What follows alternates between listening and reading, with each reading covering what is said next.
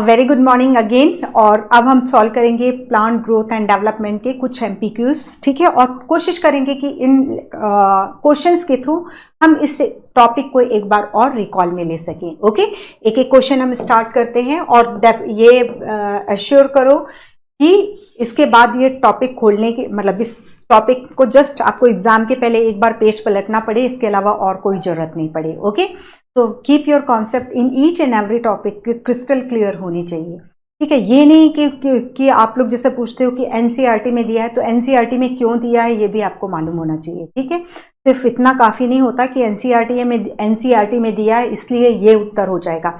NCERT ने दिया है तो क्यों दिया है और ये उत्तर क्यों हो रहा है, ये चीज मालूम होनी चाहिए। ओके, तो पहला है in the following diagrammatic representation showing stages of embryonic development identify the type of growth phase labelled as M and N.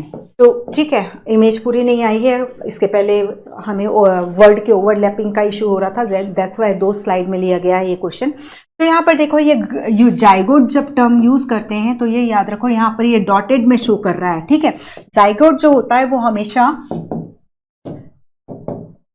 Zygote जो होता है वो यूनिसेलुलर होता है, उसमें जाइगोट में इस तरीके से एक डिवीजन हुआ और ये 2 डॉटर सेल का फॉर्मेशन हुआ, तो जाइगोट इज ऑलवेज यूनिसेलुलर, ठीक है।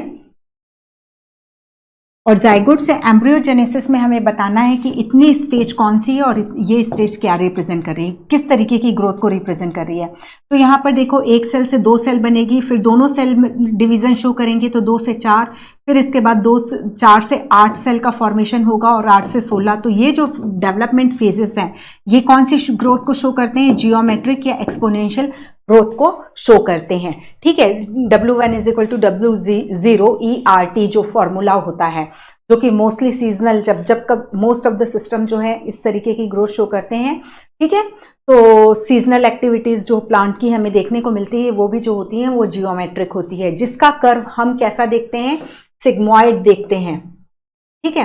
That is lag phase, log phase, then stationary phase. Okay, तो दैट इज एम जो है, एम रिप्रेजेंट करता है जियोमेट्रिक को, और जो यहाँ पर ये सेल्स बस में डिवीजन की कैपेसिटी और बाकी जो है डिवीजन कैपेसिटी लूज कर चुकी हैं, दैट इज ये हो जाएगा अरिथमेटिक। और अरिथमेटिक ग्रोथ का एग्जाम्पल हम रूट ग्रोथ में देखते हैं, जिसका कि ग्राफ जो होता है वो लीनियर होता है, ठीक है।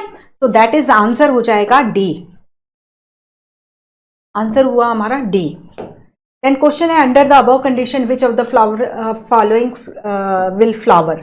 अब देखो ये हमारा वही फोटो पीरियोडिज्म, गार्नर एलार्ड बटलर ने फाइटोक्रोम को आइसोलेट किया था। फाइटोक्रोम 2 फॉर्म में होता, phytochrome red and phytochrome far red.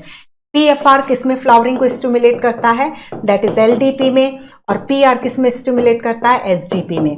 That is यदि PR इज ग्रेट, PR का वैल्यू PFR से ज्यादा है, ठीक है, तो कौन फ्लावर कर रहा है, that is short day plant flowering कर रहे हैं। क्लियर है। तो अब यहां पर देखो लास्ट लाइट, और हाँ एक PR का PFR में कन्वर्शन कब होता है, जब वो रेड या विजिबल लाइट को एब्जॉर्ब करता है, और PFR का PR में कन्वर्शन कब होता है, जब वो फार रेड लाइट को एब्जॉर्ब करता है। तो हमने लास्ट लाइट की बात की है, डार्क पीरियड में लास्ट लाइट यदि फार रेड लाइट है तो फार रेड किसके कन्वर्शन को प्रमोट कर रही है, PFR के PR में कन्वर्शन। तो इस स्थिति में क्या हो जाएगा, PR ग्रेटर हो जाएगा PFR से, तो फ्लावरिंग किस में होगी, दैट इज SDP में। ओके, दैट इज SDP में। क्लियर, कहीं कोई दिक्कत। और यही यदि ये लास्ट लाइट रेड हो जाती तो किस में फ्लावरिंग हो जाती, LDP में। सिंपल सामने कैलकुलेशन करके रखा है, दैट इज लास्ट लाइट यदि रेड है तो लॉन्ग डे प्लांट फ्लावरिंग करेंगे, और लास्ट लाइट यदि फार रेड है तो शॉर्ट डे प्लांट फ्लावरिंग करेंगे। ओके, तो आंसर हो गया हमारा, that is B SDP। Question है match the column. Substitution of vernalization. Vernalization क्या है, दैट इज चिलिंग ट्रीटमेंट, जो कि फ्लावरिंग को वेजिटेटिव फेज को, प्लांट की वेजिटेटिव ग्रोथ फेज को रिड्यूस कर देता है और फ्लावरिंग को जल्दी ला देता है, ठीक है। तो यहां पर हम सब्स्टिट्यूशन ऑफ वर्नलाइजेशन किसके थ्रू कर सकते हैं, दैट इज 3 के थ्रू। जब हमने पढ़ा है कि या तो आप चिलिंग ट्रीटमेंट दे दो तो बाइनियल को एनुअल में कन्वर्ट कर दोगे, या बाइनियल को जिब्रेलिक एसिड का ट्रीटमेंट दे दो तो भी वो एनुअल में कन्वर्ट हो जाएगा। तो ये हो गया 3। क्रिटिकल फोटो पीरियड किससे एसोसिएटेड है, दैट इज एसडीपी और एलडीपी से। एसडीपी को क्रिटिकल फोटो पीरियड से कम फोटो पीरियड चाहिए और एलडीपी को उससे ज्यादा चाहिए। तो दैट इज ये हो गया हमारा 4। स्ट्रेस हार्मोन क्या होता है? एबीए एब्सिसिक एसिड, जो केमिकली क्या है? कैरोटीनॉइड है, ठीक है। और ये closure of stomata, seed dormancy, abscission, इन सब के लिए रिस्पॉन्सिबल होता है, ठीक है। और इस स्ट्रेस हार्मोन के कारण ही प्लांट जो है अनफेवरेबल सीजन में भी, पीरियड में भी सर्वाइव कर पाते हैं। एंड डीवनलाइजेशन, हाँ, जैसे हमने इस शूट टिप को हमने या सीड को हमने चिलिंग ट्रीटमेंट दिया, ठंडा 4 डिग्री सेंटीग्रेड का टेम्परेचर, मॉइस्चर वगैरह सब रखा वहां पे और उसको कम तापमान में रख दिया, और लेकिन यहाँ से मैंने सीड को निकाला और उसके बाद उसको मैंने सपोज 30 डिग्री का टेम्परेचर दे दिया, तो यहाँ पर जो वर्नेलिन हार्मोन का प्रोडक्शन हुआ होगा, व्हाटएवर जो भी केमिकल का प्रोडक्शन हुआ था, जो वेजिटेटिव फेज को शॉर्ट करने वाला है और फ्लावरिंग को एक्सेलरेट करने वाला है, वो जो है न्यूट्रलाइज हो जाएगा। दैट इज, ये न्यूट्रलाइजेशन को हम डीवनलाइजेशन कहेंगे। अब ये अपने आराम से वेजिटेटिव ग्रोथ करेगा, नॉर्मल जो चलता है कि 3 महीने वेजिटेटिव ग्रोथ करेगा फिर फ्लावरिंग करेगा, तो वो वैसे ही करेगा। हमने इस ट्रीटमेंट के थ्रू क्या कोशिश की थी? वेजिटेटिव फेज सपोज यदि 3 महीने की है तो उसको कोशिश की थी 1 महीने करने की, लेकिन हमने वनलाइजेशन ट्रीटमेंट के बाद उसको डीवनलाइज कर दिया, तो प्लांट जैसा बाइनियल था तो वो बाइनियल ही रह जाएगा, ठीक है। सो हम देख रहे हैं 3 के बाद 4 ही लिखा है ना, एक ही तो 3 से स्टार्ट हो रहा है, 3 4। सी क्या था? Stress hormone. 2 1, आंसर हमारा हो गया सी।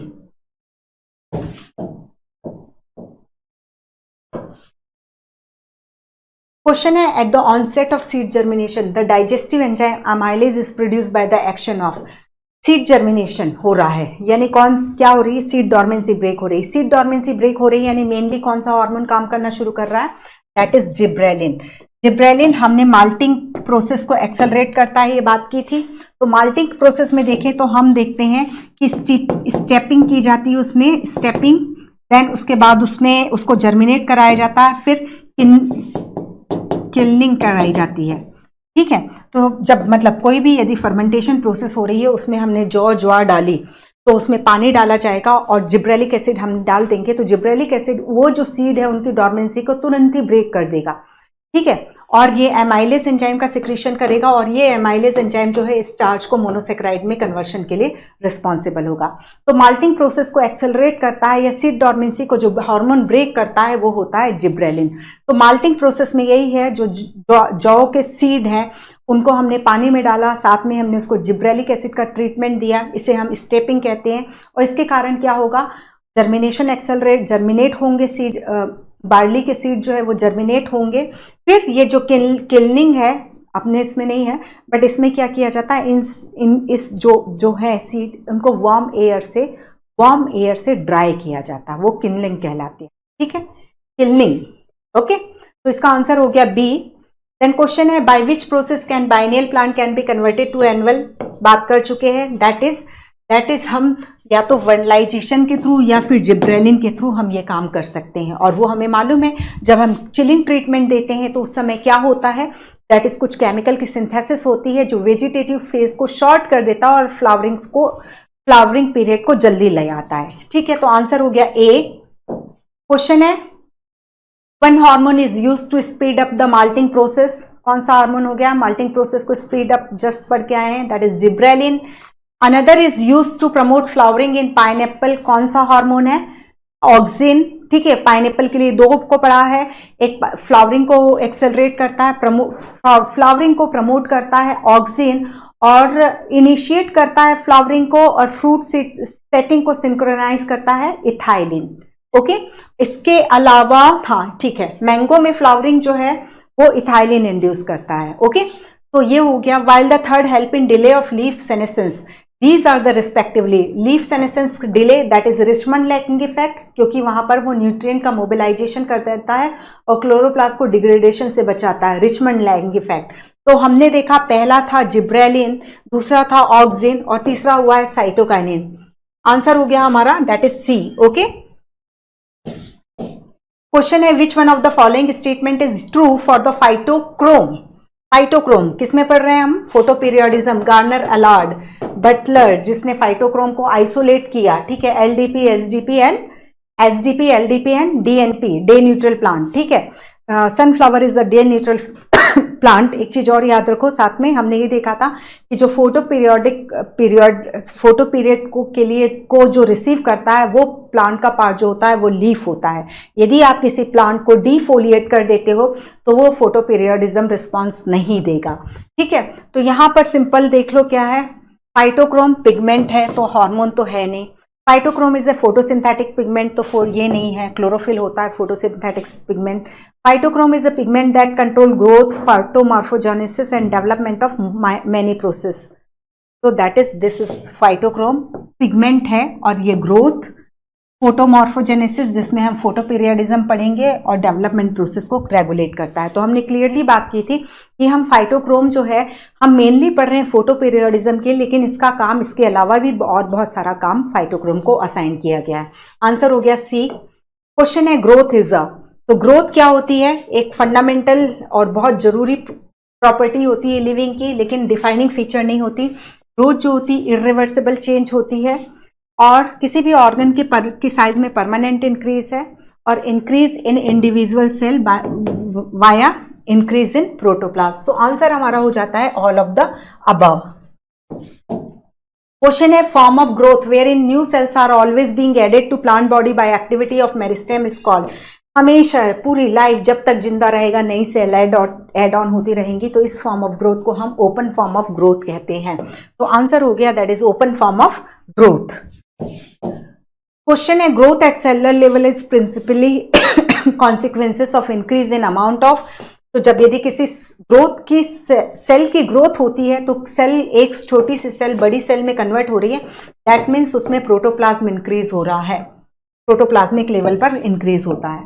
क्वेश्चन है growth in plant can be measured by. तो हम जब ग्रोथ हो रही है तो उसको किस किस तरीके से शो कर सकते हैं? फ्रेश वेट में इंक्रीज। तो फ्रेश वेट में इंक्रीज के लिए हम सबसे अच्छा एग्जांपल वाटरमेलन का देख सकते हैं, ठीक है। ड्राई वेट में इंक्रीज को भी हम ग्रोथ मेजर कर सकते हैं। पॉलन ट्यूब के केस में हमने देखा कि पॉलन ट्यूब की लेंथ में इंक्रीज, इसके थ्रू हम ग्रोथ को मेजर कर सकते हैं। तो हमारा आंसर हो जाता है that is D, all of the above. Question है period of growth is generally divided into phases respectively. अब पीरियड ऑफ ग्रोथ को हमने 3 में डिवाइड किया था, that is meristematic, elongation and maturation. Meristematic किस सेल की कैरेक्टरिस्टिक हमने क्या देखी? आंसर कौन सा हो जाएगा? That is D. इसकी सेल की कैरेक्टरिस्टिक, प्रोटोप्लाज्म जो होगा प्रोमिनेंट होगा, रिच प्रोटोप्लाज्म होगा, न्यूक्लियस का साइज बड़ा होगा, एंड बहुत सारे प्लाज्मोडेस्मेटिक कनेक्शन होंगे, और थिन सेलुलोजिक सेल वॉल होगी। इलॉन्गेशन में हमने टर्जिडिटी देखी थी, इंक्रीज वैक्यूलेशन देखा था, न्यू सेल वॉल डिपोजिशन देखा था। मैचुरेशन में प्रोटोप्लाज्म का परमानेंट मॉडिफिकेशन, जो कुछ भी चेंजेस होना हो जाएगा, और सेकेंडरी वॉल का डिपोजिशन देखते हैं। तो दैट इज आंसर हो गया हमारा डी। क्वेश्चन है मेरिस्मेटिक टिश्यू इज। तो मेरिस्मेटिक टिश्यू कैसे होते हैं? दैट इज, अभी हमने क्वालिटी पढ़ी, प्रोटोप्लाज्म रिच होते हैं, ठीक है। possess a small nucleus, this is wrong. Cell is secondary, cell wall is secondary in nature, this is wrong. यहाँ जो मेरिस्मेटिक सेल की जो सेल वॉल होती है वो thin primary cellulosic cell wall होती है, ठीक है। तो यहाँ पर राइट आंसर हो जाएगा कि मेरिस्मेटिक टिश्यू की कैरेक्टरिस्टिक दैट इज 1। क्वेश्चन है these are characteristic of cell in elongation phase. तो इलॉन्गेशन फेज में जो सेल है उसकी कैरेक्टरिस्टिक क्या हो जाएगी? Increase vacuolation, cell enlargement and new cell wall deposition. हमने क्या देखा है? आंसर इसका होता है डी। हमने क्या देखा है कि जब cell 3 phases, meristematic phase, elongation phase and maturation phase देखते हैं। तो elongation phase is the process जहां पर वो डिफरेंशिएशन से गुजर रही है, और ये डिफरेंशिएशन जो है फाइनली लीड किसको करेगा, किस स्टेज में इसको पहुंचा देगा? दैट इज, इसको मैच्योर फेज में कन्वर्ट कर देगा। तो दैट इज आंसर हो गया डी। क्वेश्चन है in dash growth only 1 daughter cell continue to divide while other differentiate and mature. तो इसका क्या हो जाएगा? Only 1 daughter cell continue to divide, तो दैट इज अरिथमेटिक ग्रोथ हो जाएगी ये, ठीक है। LT is equal to L0 plus RT। Okay, formula क्या था? LT is equal to L0 plus RT। Okay, तो आंसर हो गया अरिथमेटिक। और इसका ग्राफ कैसा होता है? ये लीनियर होता है। रूट की जो ग्रोथ होती है वो अरिथमेटिक ग्रोथ होती है। क्वेश्चन है arithmetic growth is expressed as, तो इसका फॉर्मूला हो जाएगा हमारा दैट इज ए। ओके, तो अभी मैं वो जो C3 फोटोसिंथेसिस में हुआ है ना, C3 एंड कैल्विन साइकिल, सो अब मैं एक बिल्कुल क्लियरली एक एक ऑप्शंस को देख रही हूं कि हाँ ऐसा तो नहीं कहीं वो 2 बार लिख गया हो। देन क्वेश्चन है in LT is equal to L0 plus RT, ठीक है।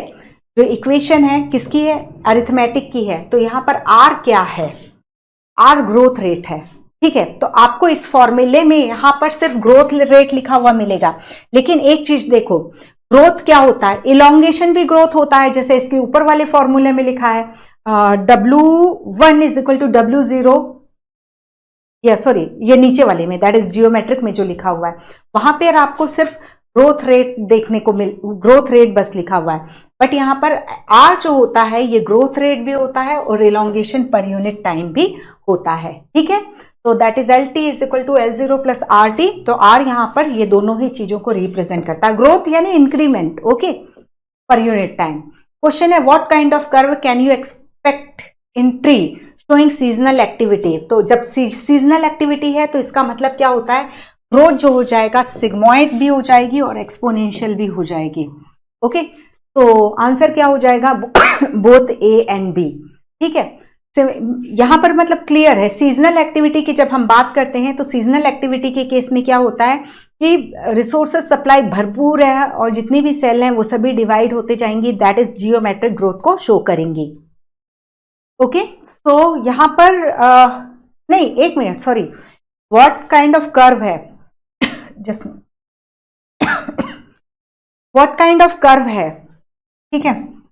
एक्सपोनेंशियल टर्म हम ग्रोथ शो करने के लिए लेते हैं, कर्व जो आता है उसके लिए हम सिर्फ और सिर्फ सिग्मॉइड टर्म लेते हैं।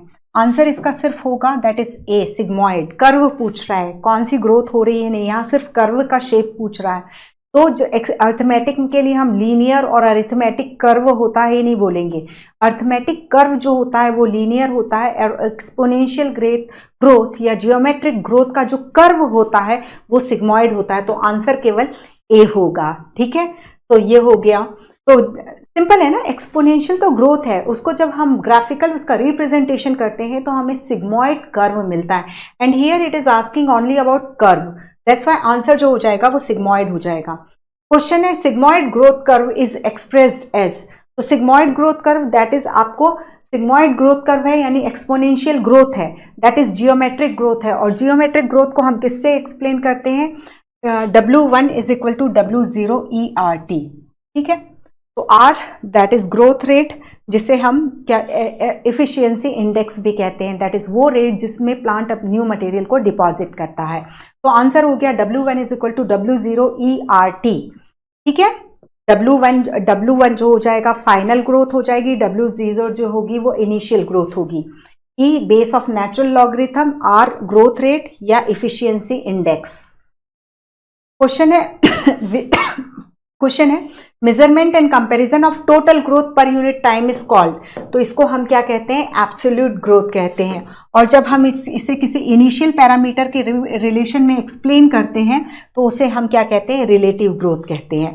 हालांकि रिलेटिव ग्रोथ को एक्सप्लेन करने के लिए आप एक भी सैंपल में रिलेटिव ग्रोथ को एक्सप्लेन कर सकते हो और किसी दो सिस्टम के को कंपैरिजन के लिए यूज करोगे, ठीक है। तो यहाँ तो सिंपल है, दैट इज हमने देखा था, ये लीफ जो है 5 सेंटीमीटर स्क्वायर की है, 1 घंटे बाद या 1 दिन बाद हम देख रहे हैं इसकी टोटल जो पूरी इसके एरिया है लीफ का वो 10 सेंटीमीटर स्क्वायर हो गया, मीन्स 1 दिन में ये कितनी बड़ी, 5 सेंटीमीटर स्क्वायर बड़ी। This is called its absolute growth, ठीक है। तो हमने कंपैरिजन कैसे किया, ये इससे कंपेयर किया ना कि पहले 5 थी अब 10 हो गई, तो यानी ग्रोथ कितनी हुई 1 दिन में, दैट इज 5 सेंटीमीटर स्क्वायर हुई। और रिलेटिव ग्रोथ के लिए जो उसकी एब्सोल्यूट ग्रोथ हुई है और उसके जो टोटल जो उसकी इनिशियल ग्रोथ थी इनटू 100, दैट इज यहाँ पर 100% रिलेटिव ग्रोथ हुई, पहले जितनी थी उतनी ही और बढ़ गई, ठीक है। तो आंसर हो गया बी, इनिशियल पैरामीटर का जो कंपैरिजन लिया जाता है एंड इनिशियल पैरामीटर के रिलेशन में जिसे एक्सप्लेन किया जाता है वो रिलेटिव ग्रोथ होती है। क्वेश्चन है मेजरमेंट एंड सॉरी ये तो हो गया। क्वेश्चन है cell undergo process leading to maturation called. तो एक डॉटर सेल बनी, वो एक स्पेसिफिक टाइप की सेल में लाइक पैरेन्काइमा या कोलेनकाइमा में कन्वर्ट हो रही है। तो एक माइटोसिस से जो दो डॉटर सेल बनी है, ये डॉटर सेल जो बनी ये कोलेनकाइमा सेल में डिफ्रेंशिएट हो रही है, दैट इज मैच्योर हो रही है। तो ये होती है डिफ्रेंशिएशन, जिसमें कि हम देखते हैं सेल के प्रोटोप्लाज्म में भी चेंज आता है, सेल वॉल स्ट्रक्चर में भी चेंज आता है, that is called differentiation. Okay, simple से हैं। मतलब ये टॉपिक भी वैसे भी देखा जाए तो ओवरऑल टॉपिक देखा जाए तो ज्यादा कुछ नहीं है। फोटो पीरियडिज्म, वर्नलाइजेशन थोड़ा समझने का है, और जो कुछ इफेक्ट है लाइक एपिकल डोमिनेंस हुआ या कोई फोटोट्रॉपिज्म, वो सब चीजें समझने की। अदरवाइज सिंपल टॉपिक है, बहुत सिंपल टॉपिक है। मतलब यदि हम प्लांट फिजियोलॉजी में देखें तो एक फोटोसिंथेसिस, ट्रांसपोर्ट इन प्लांट और नाइट्रोजन मेटाबॉलिज्म, वैसे थोड़ा थोड़ा समझना सब में ही है, अदरवाइज तो शायद किसी की जरूरत ही नहीं पड़ती, राइट। बट हाँ, ये है कि कंपैरेटिवली सिंपल टॉपिक है ये। Formation of interfascicular cambium and core cambium from fully differentiated parenchyma cell is an example of। तो ये मेडुलरी सेल्स जो हैं उससे हम देख रहे हैं कि इंटरफेसिकुलर कैम्बियम बन रहा है, या जो कॉर्टेक्स की सेल है वो phellogen that is cork cambium को बना रही हैं। तो ये जो प्रोसेस होती है उसको क्या कहते हैं, जिसमें फिर से डिवीजन कैपेसिटी को रिगेन किया जाता है, उसे हम डी डिफ्रेंशिएशन कहते हैं। तो हमने क्लियरली बात की थी कि डिफ्रेंशिएशन एंड री डिफ्रेंशिएशन में सेल डिवीजन कैपेसिटी को लूज करती है और डी डिफ्रेंशिएशन प्रोसेस के थ्रू सेल डिवीजन कैपेसिटी को रीगेन करती है। एक परमानेंट टिश्यू की सेल डिवीजन कैपेसिटी को रीगेन कर रही है, दैट मीन्स वो डी डिफ्रेंशिएट हो रही है। ठीक है, परमानेंट, हम पूरा यदि इसको पूरे एक लाइन में एक्सप्लेन करें तो परमानेंट टिश्यू की कोई सेल यदि डिवीजन कैपेसिटी को रीगेन कर रही है then it is known as dedifferentiation. Okay, तो आंसर हो गया बी। क्वेश्चन है differentiation in plant is open because.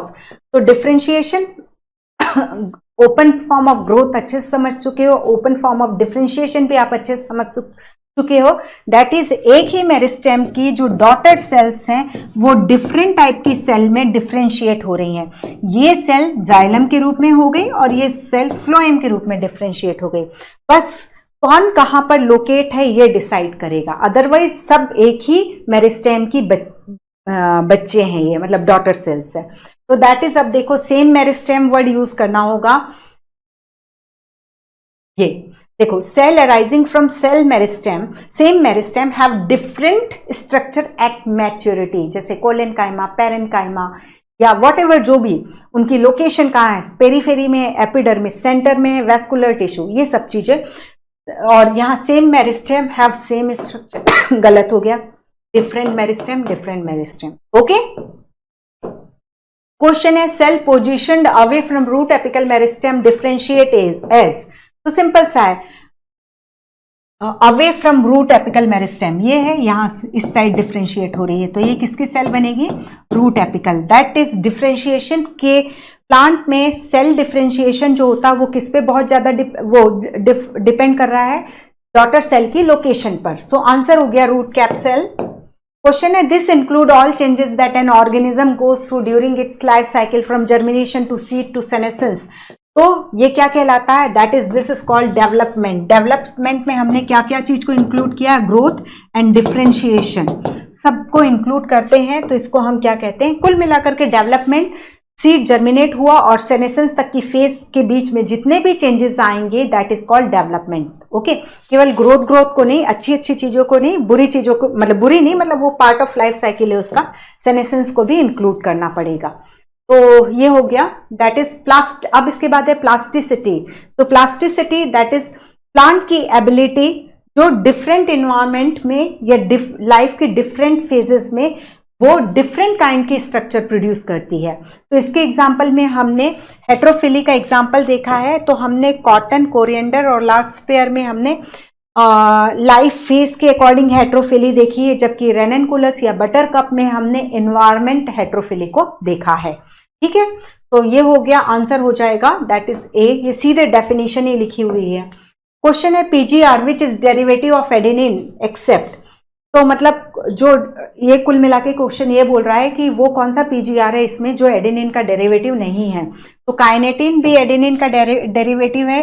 इसका आपको which is derivative of adenine except, तो यहाँ एब्सिसिक, ये तो काइनेटिन जो है क्या है, 6-फरफ्यूराइल अमीनोप्यूरिन, इसका केमिकल नेम याद रखना होगा, एनसीईआरटी में दिया हुआ है काइनेटिन का। N6-फरफ्यूराइल अमीनोप्यूरिन एक्चुअली इसी का ही नाम है। तो कौन नहीं है अमीनो एसिड डेरिवेटिव, कौन नहीं है, सॉरी अमीनो एसिड बोल रही हूँ, प्यूरिन डेरिवेटिव कौन नहीं है, that is abscisic acid. Abscisic acid क्या है केमिकली, दैट इज कैरोटिनॉइड होता है। क्वेश्चन है, this is a gaseous plant growth regulator, इसकी खोज किसने की थी, दैट इज जस्ट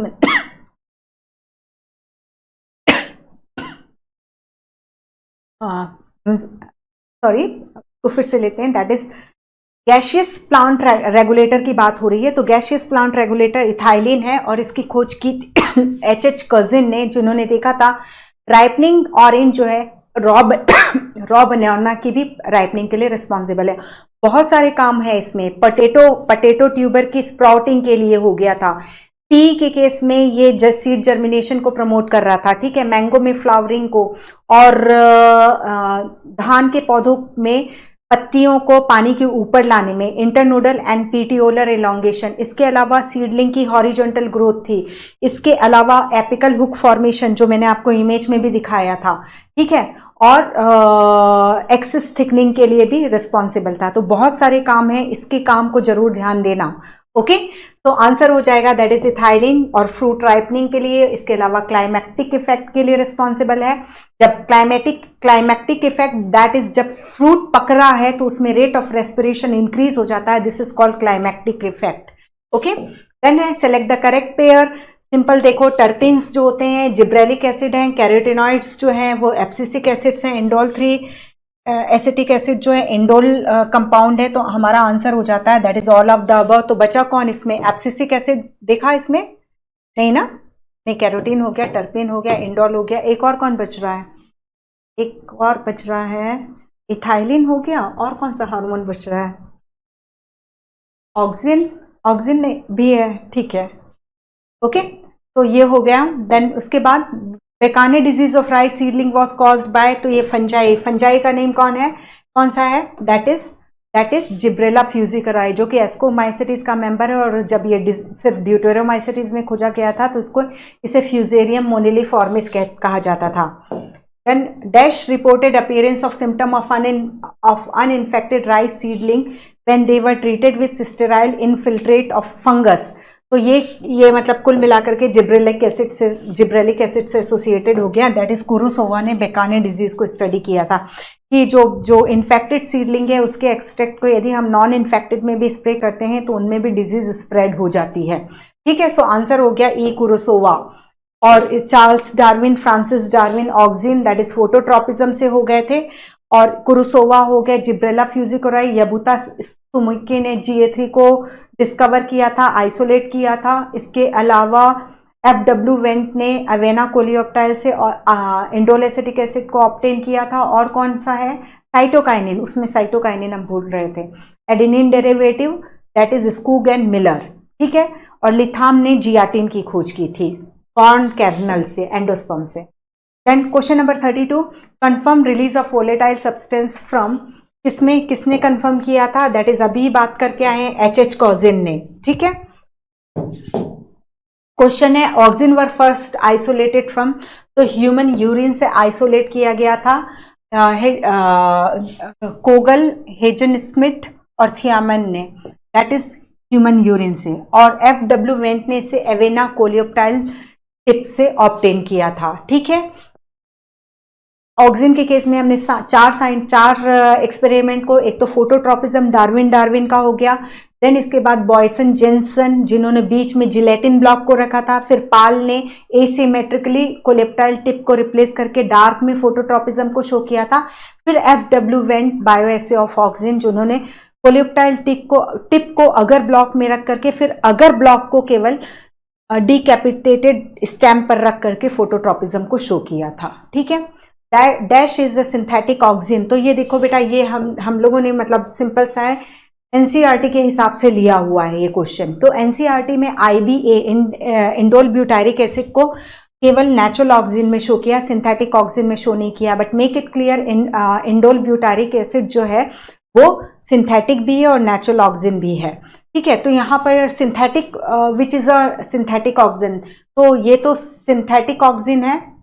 ठीक है, 2,4-डाइक्लोरोफिनॉक्सी एसिटिक एसिड, ये भी सिंथेटिक ऑक्सीजन है, जो कि ये हर्बिसाइड के रूप में यूज किया जाता है, जो सिर्फ डाइकॉट प्लांट की किलिंग के लिए रिस्पॉन्सिबल होता है। ठीक है, तो यहाँ पर इंडोल ब्यूटारिक एसिड एनसीईआरटी के हिसाब से ही हमें चलना है, उसको डेविएट नहीं होना है, उससे डेविएट नहीं होना है। तो यहाँ पर आंसर हमें क्या लेंगे, that is all except C. Okay, ये NaNAA और ये 2,4-D, ये जो हैं ये कौन से हैं, दैट इज सिंथेटिक ऑक्सीजन है। इंडोल ब्यूटारिक एसिड जो होता है वो क्या होता है, सिंथेटिक और सिंथेटिक एंड नेचुरल ऑक्सीजन दोनों होता है। Now question, PGR help to prevent fruit and leaf drop at but promote abscission of older and mature leaf and fruit. तो ये क्या हो जाएगा, सिंपल किसका फंक्शन लिखा हुआ है, ये इंडोल 3 एसिटिक एसिड का। जो ऑक्सीजन होता है यंग प्लांट पार्ट्स में, लाइक लीफ एंड फ्रूट में एब्सिशन को एब्सिशन को इनहिबिट करता है, लेकिन ओल्डर पार्ट में एब्सिशन को एक्सेलरेट करता है। तो आंसर हो जाता है हमारा दैट इज सी। अब हम थोड़ा जल्दी लेते हैं इसको। Inhibition of growth of lateral bud is due to, तो लैटरल बर्ड की ग्रोथ को इनहिबिट करके एपिकल डोमिनेंस कौन शो करता है, that is indole 3 acetic acid. हमने क्लियरली देखा है कि ऑक्सिन और साइटोकाइनिन एक दूसरे के सामने खड़े हैं एपिकल डोमिनेंस में। एपिकल डोमिनेंस फेवर किया जाता है ऑक्सिन के द्वारा, जबकि लेटरल बर्ड की ग्रोथ को प्रमोट करता है साइटोकाइनिन। ओके, सो आंसर, इस क्वेश्चन का आंसर हो गया ए। डिकैपिटेशन और removal of shoot tip is useful in, तो किसमें, दैट इज टी प्लांटेशन में हमने देखा था, क्योंकि हमारा वहां पर प्रोडक्ट जो है वो लीफ है, तो जितनी ज्यादा ब्रांचिंग होगी उतनी ही ज्यादा हमें लीफ मिलेगी, और जितनी ज्यादा ब्रांचिंग कराना है तो उसके लिए एपिकल डोमिनेंस को खत्म करना होगा, तो वहां पर हमें shoot, that is shoot tip को हमें डिकैपिटेट करना पड़ेगा। तो टी और हेज प्लांट में जो बाउंड्री वॉल के लिए यूज किया जाता है, उनमें हमें एपिकल डोमिनेंस को रिमूव करना पड़ता है अपने फायदे के लिए। आंसर हो गया ए। देन क्वेश्चन है, is widely use to kill dicotyledonous weed but does not affect mature monocotyledon plant. तो ये जो होता है वो 2,4-डाइक्लोरोफिनॉक्सी एसिटिक एसिड होता है, 2,4-D। ठीक है, यहाँ पर ये भी सिंथेटिक ऑक्सीजन है, लेकिन इनका यूज नहीं किया जाता है। आप हर्बिसाइड के रूप में 2,4-D यूज करते हो, क्यों, क्योंकि ये जैसे एक डाइकॉट प्लांट है। ठीक है, डाइकॉट प्लांट है और ये मोनोकॉट प्लांट है, जिसमें आइसोबाइलेटरल लीफ है या डॉर्सीवेंट्रल लीफ है। तो 2,4-D की कैरेक्टरिस्टिक है वो सिर्फ और सिर्फ डाइकॉट प्लांट में ही रेट ऑफ रेस्पिरेशन को और सेल डिवीजन को इन्हेंस करेगा, और यहाँ पर रेट ऑफ रेस्पिरेशन बढ़ रहा है, सेल डिवीजन बढ़ रहा है, लेकिन खाने के लिए उतनी मतलब फोटोसिंथेसिस और रेट ऑफ रेस्पिरेशन में बैलेंस नहीं है। रेट ऑफ रेस्पिरेशन एक्सेलरेट हो चुका है, बहुत ज़्यादा हो रहा है फोटोसिंथेसिस के कारण। तो एक टाइम ऐसा आएगा कि ये पौधा फूट, मतलब उसके पास वो इतना तेज रेस्पायर करेगा कि उसके वो खत्म हो जाएगा। ठीक है, तो that is rate of respiration को एक्सेलरेट करके 2,4-D जो होता है वो हर्बिसाइड डाइकॉट हर्ब्स को खत्म कर देता है, इसलिए खेतों में इनका यूज एज अ हर्बिसाइड किया जाता है। तो आंसर हो गया ए। क्वेश्चन है, fruit can be left on the tree longer as to extend market period with use of, तो सेनेसेंस को डिले करता है 2 hormone, that is cytokinin and gibberellic acid. तो ये जो स्टेटमेंट है ये होता है जिब्रेलिक एसिड के लिए। हमने क्लियरली देखा था कि जिब्रेलिक एसिड, यदि यहाँ पर साइटोकाइनिन भी ऑप्शन होता तो भी आपको ये जिब्रेलिक एसिड को ही रखना है। साइटोकाइनिन हम स्प्रे कर देते हैं, जैसे हमें ट्रांसपोर्टेशन करना है ग्रीन पार्ट्स, मतलब फ्रूट और इन सब का, और इसमें हम साइटोकाइनिन स्प्रे कर देते हैं, तो वो उनको काफी टाइम तक ग्रीन बना करके रखेगा। ओके, तो ये हो जाता है, दैट इज, इसका आंसर तो हो गया जिब्रेलिक एसिड। क्वेश्चन है, which PGR is used to speed up malting process in brewing industry is. तो सिंपल सा है, जो माल्टिंग प्रोसेस को इंक्रीज करता है दैट इज जिब्रेलिन होता है, इसको हम देख चुके हैं अभी। देन इसके बाद है question, increasing length of sugarcane stem thus increasing yield of by spraying. तो ये हो जाता है किसका काम, जिब्रेलिन, जो 20 टन पर हेक्टर इंक्रीज कर देता है, पर हेक्टर इंक्रीज कर देता है शुगर केन का प्रोडक्शन। ठीक है, क्योंकि ये इंटरनोडल एलोंगेशन के लिए रिस्पॉन्सिबल होता है। Then spraying juvenile dash with gibberellic acid hasten maturity period leading to early seed production. तो मैंने क्लियर उस समय लेक्चर में भी बताया था कि सिर्फ हम एक जगह यहाँ जिम्नोस्पर्म का पढ़ते हैं, तो spraying juvenile conifer with gibberellic acid.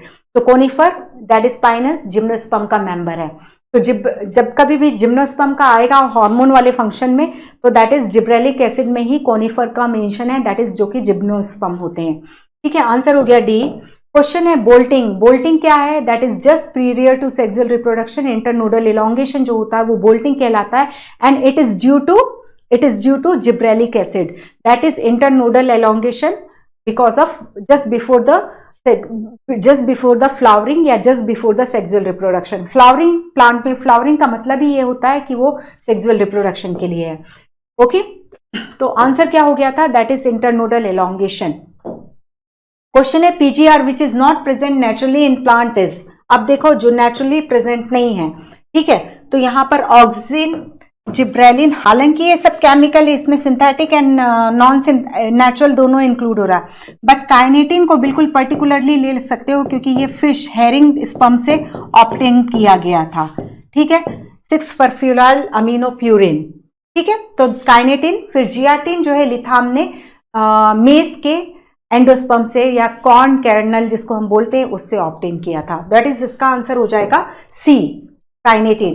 Question है जियाटिन। जियाटिन क्या है, जियाटिन इज अ साइटोकाइनिन, और साइटोकाइनिन का मेन काम क्या होता है, सेल डिवीजन होता है। इसकी सिंथेसिस कहाँ होती है, उन एरियाज में जहां पर सेल डिवीजन हो रहा है, like root tip, shoot tip, fruit. ठीक है, तो रिस्पॉन्सिबल फॉर एपिकल डोमिनेंस ये किसका काम है, ऑक्सिन का है। रिस्पॉन्सिबल फॉर जाइलम डिफरेंशिएशन ये भी ऑक्सिन का काम है। आइसोलेट फ्रॉम स्पर्म डीएनए ये तो काइनेटिन है, जो कि वो भी एक साइटोकाइनिन है, और इसका आंसर हो जाएगा जियाटिन, दैट इज लिथाम ने इसको डिस्कवर किया था। ओके, तो ये हो गया। देन क्वेश्चन है cytokinin help in production of. तो साइटोकाइनिन किस चीजों को प्रोड्यूस करता है, क्लोरोप्लास्ट को भी प्रोड्यूस करता है, एडवेंटिशियस शूट को भी प्रोड्यूस करता है, और लेटरल शूट ग्रोथ के लिए भी रिस्पॉन्सिबल है। तो आंसर हो जाता है दैट इज डी। ओके, तो इस तरीके से हम ऑलमोस्ट सभी हार्मोन के सारे फंक्शन को एक तरीके से देखो, या ग्रोथ पैटर्न के बारे में बात करो तो ऑलमोस्ट सारे क्वेश्चन इसमें कवर हो रहे हैं। ठीक है, select the correct statement about ethylene. बर्डन सीड डॉर्मेंसी को ब्रेक करता है, राइट है। Initiate germination in peanut seed, right है। Sprouting of potato tuber, right है। Petiole in internodal elongation in rice plant, जिससे कि उनकी लीफ जो है पानी के ऊपर आ सके। Apical hook formation, horizontal growth of seedling and axis swelling, ये भी हो गया उसका। मैंगो में फ्लावरिंग भी है, तो ये सब चीजों को याद रखो। Okay, that is all of the above. मुझे लगता है इसके अब की बार इथाइलिन से एक क्वेश्चन आना चाहिए, क्योंकि सीरियसली अभी तक लास्ट 3-4 ईयर में इथाइलिन से रिलेटेड क्वेश्चन नहीं आए, जो इनके टिपिकल फंक्शन है उससे तो बिल्कुल भी नहीं पूछा। अदरवाइज इथेपॉन, हाँ यहाँ पर एक चीज और, इथेपॉन जो होता है ये सिंथेटिक है, और इसमें 80% इथाइलिन होता है और 20% CO2 होता है, और इसका यूज जो है कमर्शियल फ्रूट राइपनिंग के लिए किया जाता है, इथेपॉन। ओके, तो इस चीज को भी आप जरूर देख लेना। देन है this promotes rapid internodal elongation in deep water rice plant, ethylene इसका आंसर है, अभी हमने डिस्कस किया है। Dash is a long day plant with exposure to light for period exceeding defined critical duration. ठीक है, तो क्रिटिकल लॉन्ग डे प्लांट को हमें क्रिटिकल फोटो पीरियड से ज्यादा लंबी लाइट देनी पड़ती है। ठीक है, और उससे क्या होता है कि लाइट अब्सॉर्ब करके पीआर, जितनी देर तक आप लाइट दोगे तो उतना ही ज्यादा पीएफआर का एक्यूमुलेशन होगा, और एलडीपीज में पीएफआर जो है वो रिस्पॉन्सिबल होता है फ्लावरिंग के लिए। शॉर्ट डे प्लांट में जितना अधिक पीआर होगा वो उतना अच्छा है, मतलब PR should be greater than PFR, तो SDP में फ्लावरिंग हो जाएगी। लास्ट डार्क पीरियड को यदि आप रेड लाइट से ब्रेक कर रहे हो, रेड लाइट से, तो लॉन्ग डे फ्लावरिंग करेगा, और फार रेड से ब्रेक कर रहे हो नाइट को, डार्क पीरियड को, तो SGP फ्लावर करेगा। ओके। क्वेश्चन है, flowering in certain plant depend on combination of light and dark exposure but also there relative duration, this response of plant is called. तो यहाँ इसका flowering of in certain plant depend on a combination of light and dark exposure, तो that is photoperiodism हो जाएगा। इसके अलावा vernalization से related हमने बाइनियल और एनुअल के केस में पढ़ ही लिया था, क्वेश्चन भी सॉल्व कर लिया है। और 3 केमिकल के नाम याद रखो आप, that is para ascorbic acid हुआ, और फिनोलिक कंपाउंड और एब्सिसिक एसिड, ये एंडोजीनस फैक्टर हैं जो सीड डॉर्मेंसी को प्रमोट करते हैं। नाइट्रेट और जिब्रेलिन्स जो हैं वो सीड डॉर्मेंसी को ब्रेक करते हैं, जो लास्ट टॉपिक है उससे रिलेटेड कुछ। और हम सारे फैक्टर पॉजिटिव हैं सीड जर्मिनेशन के लिए, फिर भी सीड जर्मिनेट नहीं हो रहा है, तो ह्यूमंस भी कुछ कोशिश करते हैं जिसमें हम मैकेनिकल एबरेशन सैंड पेपर से घिस विस के हम उसकी सीड कोट की परमिएबिलिटी को इंक्रीज करके सीड जर्मिनेशन को प्रमोट कराते हैं, या माइक्रोबियल एक्शन है, या कोई जैसे बर्ड या कोई भी एनिमल इस सीड को खाते हैं तो उनकी डाइजेस्टिव ट्रैक्ट में वो टेस्टा टेगमेंट जो इम्परमिएबल हैं वो डिजॉल्व हो जाते हैं और सीड जर्मिनेशन प्रमोट हो जाता है। तो ये सारे तरीके हैं। यदि कोई एंडोजीनस फैक्टर है जो सीड को जर्मिनेट नहीं होने दे रहा, जबकि बाहर की कंडीशन सभी सीड जर्मिनेशन को फेवर कर रही है। ठीक है, तो ये 50 क्वेश्चंस हो गए, और जो क्वेश्चन आपको करीबन 90 से 100 के क्वेश्चन आपको दैट इज DPS मिलेंगे, उनको अच्छे से सॉल्व कर लो, जिसमें प्रीवियस ईयर के भी क्वेश्चन होंगे। दैट इज ये काफ़ी होगा, लेकिन NCERT में जितने भी पॉइंट्स हैं वो पूरा ऑलमोस्ट कोशिश की। एक इथेपॉन वाला रह गया था तो वो मैंने यहाँ पर सॉरी इथेपॉन वाला जो रह गया था उसको भी यहाँ अभी हमने कवर कर लिया है। तो हर एक फंक्शन को बेटा जरूर अच्छे से करके रखना। Okay, thank you, take care.